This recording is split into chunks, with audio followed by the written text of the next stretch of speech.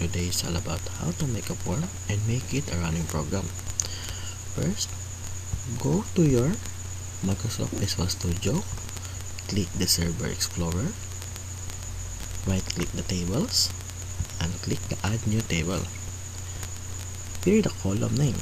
So first, make it name. Entity from attribute is name and address. Click the primary key, then save the changes. Open the name. I name it DBL person. Okay, that, go to file, new, and click the project. Now, sample, name it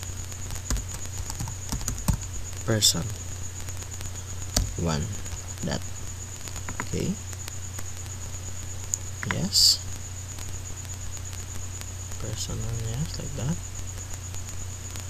Click the Solution Explorer, right click, always right click, and add new item. Go to data, click the link to SQL classes, and you can name it link you. Add, right, click the Server Explorer and drag the DBL person,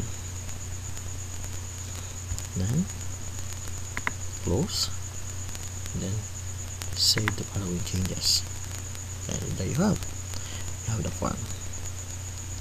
So that's it. Thank you.